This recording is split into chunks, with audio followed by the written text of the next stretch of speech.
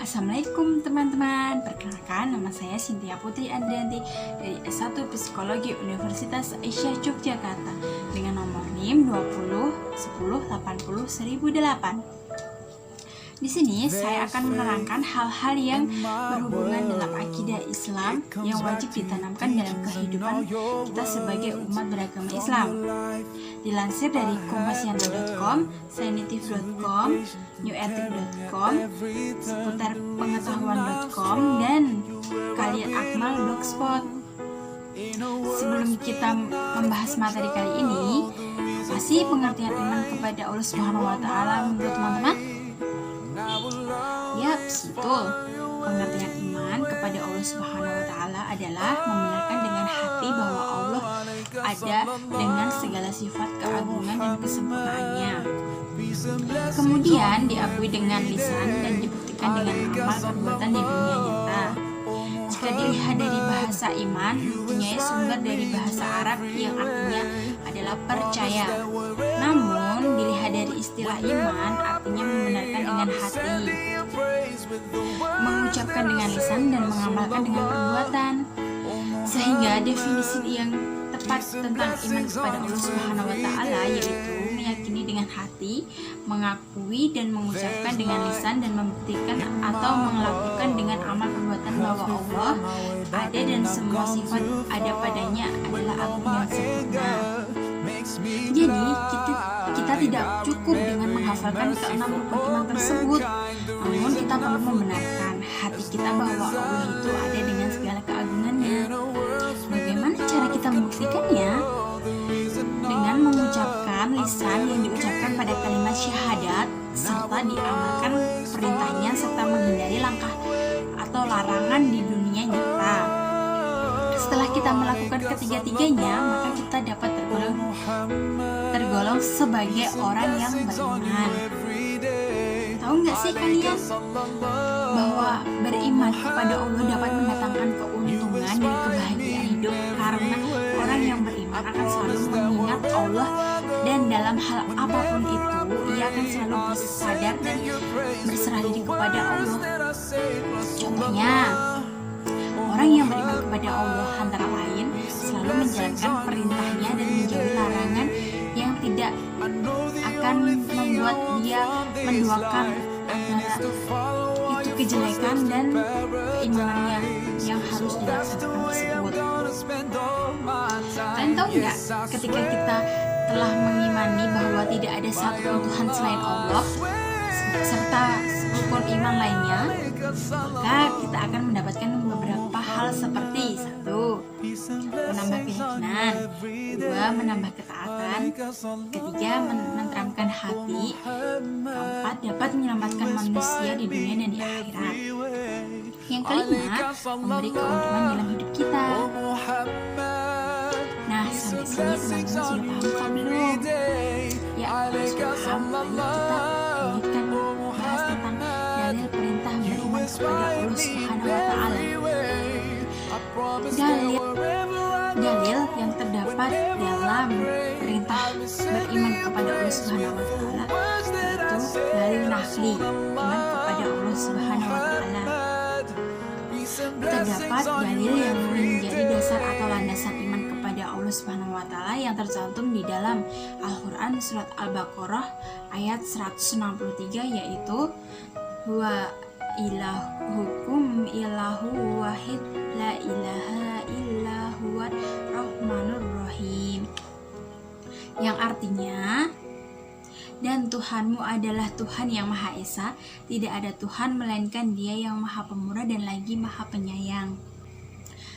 Dan di dalam Al-Quran surat Al-A'raf ayat 54 yang berbunyi inna rabbakumul lahul lazi khalaqas samawati wal arda fi sitati ayamin sumastawa ala arsy yuksil lailan nahara yatlubuhu hasisa wasyamsa wal qamara wan nujuwa muskaratim bi amrihi ala lahul khalqu wal amr tabarakallahu rabbul alamin, yang artinya sesungguhnya Rabbmu ialah Allah yang telah menciptakan langit dan bumi dalam 6 masa, lalu dia bersemayamkan di atas arsy.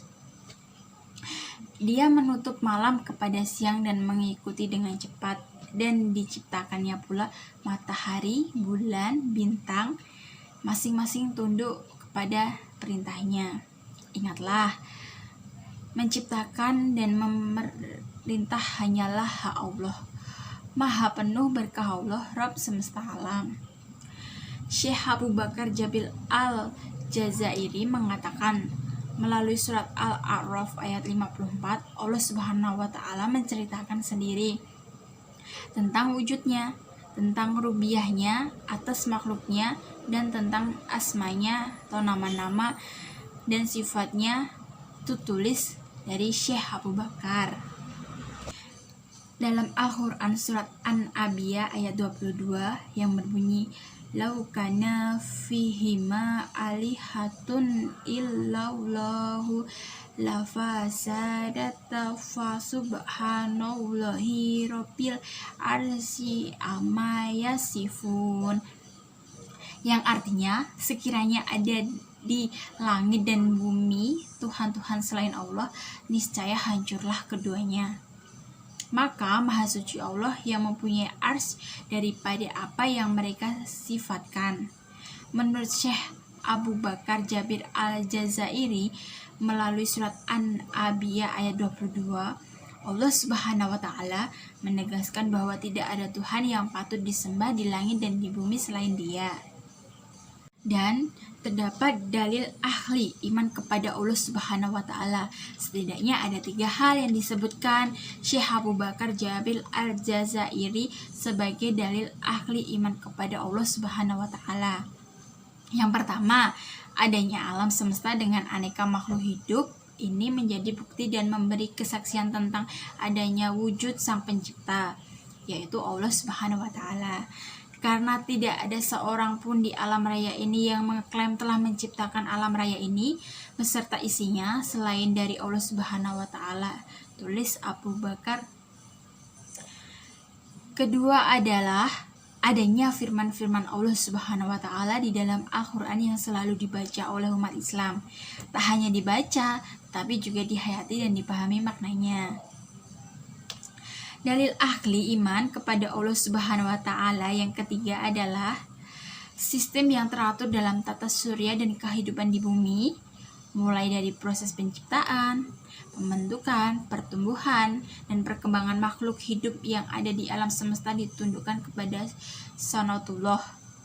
Tidak dapat keluar darinya sunatullah bagaimanapun juga, kata Syekh Abu Bakar. Nah, itu pengertian dari dalil iman kepada Allah Subhanahu wa Ta'ala. Pengertian wujudullah secara etimologi, wujudullah terdiri dari 2 kata. Wujud yang berarti keberadaan dan disambung dengan kata Allah. Secara terminologi, wujud adalah Allah Subhanahu wa Ta'ala adalah sesuatu yang bersifat aksiomatis. Dan pengertian tauhidullah. Kata tauhid di dalam bahasa Arab merupakan bentuk masdar dari kata kerja wahada yuhahidu tauhidan, yang artinya atau harfiahnya menyatukan, mengesahkan, atau mengakui bahwa sesuatu itu satu. Dengan demikian, secara bahasa tauhidullah berarti menyatukan Allah, mengesahkan Allah, atau mengakui bahwa Allah itu satu, dan merupakan dasar agama Islam yang secara persis diungkapkan dalam frasa la ilaha illallah. Tidak ada yang berhak disembah selain Allah. Dalam konsep Islam, tauhid adalah konsep dan akidah Islam yang menyatakan keesaan Allah. Islam mengajarkan bahwa Allah esa atau satu, tidak dari segi bilangan, melainkan dari segi bahwa Allah tidak mempunyai sekutu atau serupa. Allah satu dari segi zatnya, dengan makna bahwa tidak ada zat yang sempurna dengan zat Allah. Karena zat Allah bukanlah benda dan tidak disifatkan dengan sifat-sifat benda, karena Allah lah yang menciptakan seluruh benda beserta segenap sifat-sifatnya. Allah sudah ada sebelum ciptaannya ini ada. Allah tidak dapat dibayangkan karena bayangan benak manusia hanya bisa menjangkau hal-hal yang biasa dijumpai, dilihat, didengar, atau dirasakan dengan panca indera. Untuk tauhid sendiri, menurut ulama-ulama terdahulu, semenjak mempelajari dalil-dalil tentang tauhid, pada akhirnya para ulama tersebut menyimpulkan bahwa tauhid dibedakan menjadi 3 bagian. Yang pertama, tauhid rububiyah, yang kedua tauhid uluhiyah, yang ketiga tauhid asma wa sifat. Tauhid rububiyah. Tauhid rububiyah adalah tauhid beriman bahwa hanya Allah satu-satunya Rabb yang memiliki, merencanakan dan menciptakan, mengatur, memelihara, memberi rezeki, memberi manfaat, menolak mudarat, serta menjaga seluruh alam semesta. Sebagaimana terdapat dalam Al-Quran yang berbunyi, Allahu khalihul kulli syai'in wa huwa ala kulli syai'in wakilun. Yang artinya Allah menciptakan segala sesuatu dan Dia memelihara segala sesuatu, yang terdapat dalam Al-Quran surat Az-Zumar ayat 62. Hal yang seperti ini diakui oleh seluruh manusia. Tidak ada seorang pun yang mengingkarinya. Orang-orang yang mengingkari hal ini seperti kaum ateis, pada kenyataannya mereka menampakkan keingkarannya hanya karena kesombongan mereka. Pada jauh di dalam lubuk hati mereka mengakui bahwa tidaklah alam semesta ini terjadi kecuali ada yang membuat dan mengaturnya. Mereka hanyalah membohongi kata hati mereka sendiri. Hal ini sebagaimana firman Allah yang terdapat dalam surat At-Tur ayat 35-36 yang berbunyi, am kolagus samawati wal ard bal la yuqinun, yang artinya apakah mereka diciptakan tanpa sesuatu pun, ataukah mereka yang menciptakan, ataukah mereka telah menciptakan langit dan bumi. Itu sebenarnya mereka tidak meyakini apa yang mereka katakan. Namun pengakuan seorang terhadap tauhid rububiyah ini tidaklah menjadi seorang yang beragama Islam, karena sesungguhnya orang-orang musyrikin Quraisy yang diperangi Rasulullah mengakui dan meyakini jenis tauhid ini, sebagaimana firman Allah yang terdapat dalam surat Al-Mu'minun ayat 86-89 yang berbunyi, Qul mar rabbus samawatis sab'i wa rabbul arsil azim, yang artinya katakanlah, siapa yang memiliki langit yang 7, yang memiliki arsy yang besar. Mereka akan menjawab, kepunyaan Allah.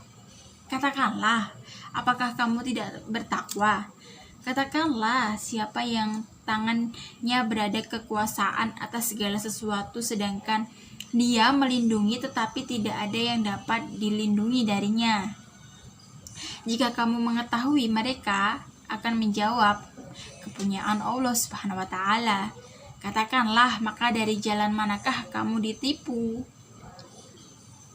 Nah, itu tadi yang berasal dari surat Al-Mu'minun ayat 86-89. Terus yang kedua, tauhid uluhiyah atau ibadah.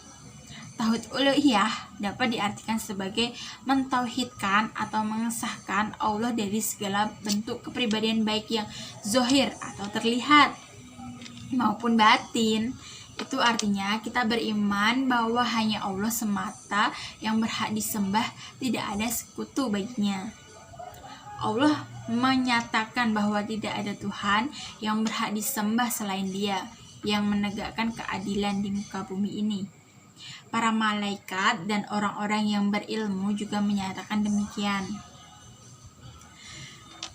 Tidak ada Tuhan yang berhak disembah selain Dia, yang memperkasakan lagi, maha bijaksana, yang terdapat dalam surat Al-Imran ayat 18 yang berbunyi, syahidallahu annahu la ilaha illa huwal wal malaikatu wa ulul ilmi imam bilqis la ilaha illa huwal azizul hakim. Beriman terhadap uluhiyah Allah merupakan konsekuensi dari keimanan terhadap rububiyahnya, mengesahkan Allah dalam segala macam ibadah yang kita lakukan, seperti sholat, doa, nazar, menyembelih, tawakal, taubat, harap, cinta, dan berbagai macam ibadah yang lainnya, di mana kita harus memaksudkan tujuan dari semua ibadah itu hanya kepada Allah semata. Tauhid inilah yang merupakan inti dakwah para rasul, yang merupakan tauhid yang diingkari oleh kaum musyrikin Quraisy. Hal ini sebagaimana yang difirmankan Allah mengenai perkataan mereka. Mengapa ia menjadikan sesembahan-sesembahan itu sesembahan yang satu saja? Sesungguhnya ini benar-benar suatu hal yang sangat mengherankan. Dalam surat Sa'ad ayat 5 yang berbunyi, aja alal alihata illa wahidan inna haza lasyai'un ujab. Dalam ayat ini, kaum musyrikin Quraisy mengingkari jika tujuan dari berbagai macam ibadah hanya ditunjukkan untuk Allah semata. Oleh karena pengingkaran inilah, maka mereka dikafirkan oleh Allah dan Rasul-Nya, walaupun mereka mengakui bahwa Allah adalah satu-satunya pencipta alam semesta ini. Yang ketiga, asma wa sifat, yaitu beriman bahwa Allah memiliki nama dan sifat baik, yaitu Asmaul Husna, yang sesuai dengan keagungannya yang telah Allah tetapkan di Al-Quran dan As-Sunnah. Sedangkan dalam bertauhid kepada tauhid asma wa sifat ini, jangan dilakukan dengan adanya tahrif atau penyelewengan, ta'til atau penolakan, dan takyif penggambaran, dan tasbih yang menyerupakan. Umat Islam sendiri mengenalkan 99 Asmaul Husna yang merupakan nama sekaligus sifat Allah yang wajib diimani. Imam Syafi'i meletakkan kaidah dasar ketika berbicara tentang nama-nama sifat-sifat Allah sebagai berikut. Aku beriman kepada Allah dan apa-apa yang datang dari Allah dan sesuai dengan apa yang dimaukan oleh Allah. Aku beriman kepada Rasulullah dan apa-apa yang datang dari Rasulullah sesuai dengan apa yang dimaukan Rasulullah. Nah, sampai sini udah paham belum teman-teman? Udah nggak terasa ya kita mau memasuki materi yang terakhir. Yuk kita bahas lagi di next materi berikutnya, yaitu pengaruh iman dalam kehidupan sehari-hari. Pengaruh iman dalam kehidupan sehari-hari merupakan satu kata ibarat bunyi diawali yang bergema, dawai, dan menggerakkan jiwa orang muslim, membuatnya rindu kepada membuat sanubarinya bergerak, kakinya melangkah, perhatiannya tertuju kepadanya. Ini merupakan medan yang menjadi ajang perlombaan dan hendaklah orang yang suka berlomba-lomba bertanding kepadanya. Allah memerintahkan hambanya memohon perlindungan kepadanya ketika dia mencari kebaikan, agar setan tidak menghalang-halangi dari kebaikan itu.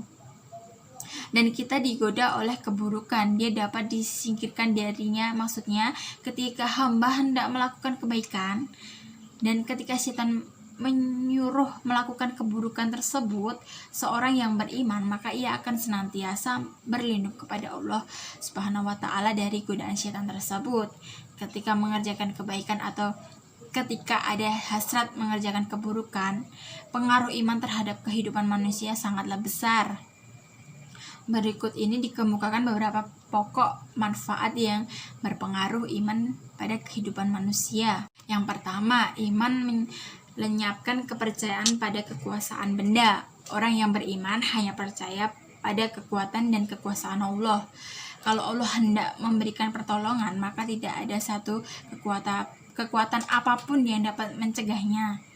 Sebaliknya, jika Allah hendak menimpakan bencana, maka tidak ada satu kekuatan pun yang sanggup menahan dan mencegah bencana tersebut. Kepercayaan dan keyakinan demikian menghilangkan sifat-sifat mendewa-dewakan manusia atau yang kebetulan sedang memegang kekuasaannya. menghilangkan kepercayaan pada kesaktian benda-benda keramat, mengikis kepercayaan pada tahayul, jampi-jampi, dan sebagainya.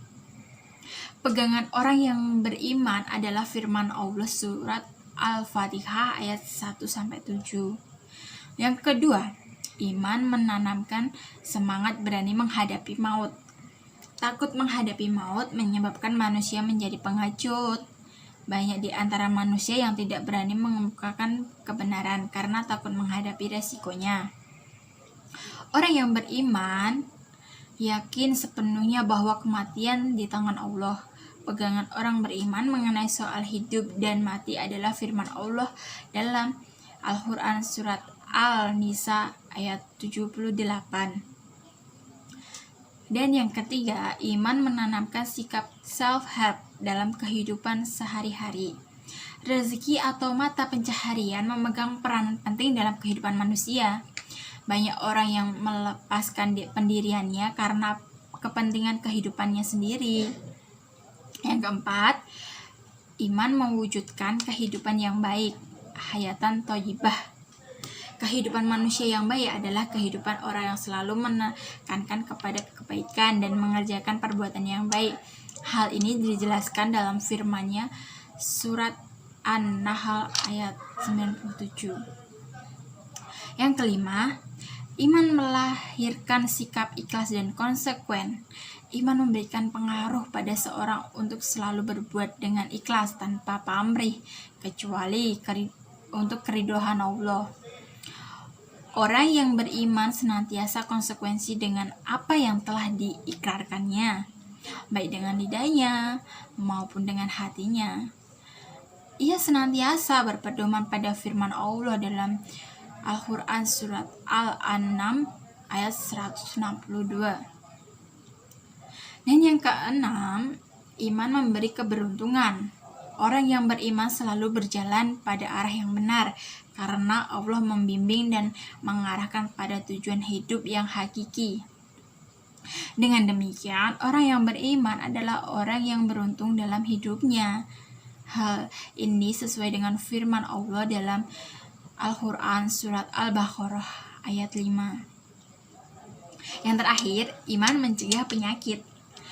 Akhlak, tingkah laku, perbuatan fisik seorang mukmin atau fungsi biologis tubuh manusia mukmin dipengaruhi oleh iman.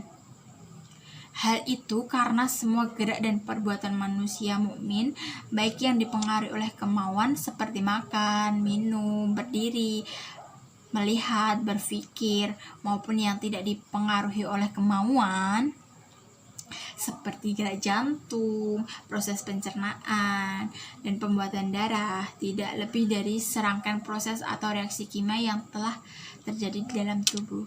Nah, sekian teman-teman penjelasan materi kali ini yang bisa saya sampaikan, semoga bermanfaat. Bila ada salah kata saya mohon maaf.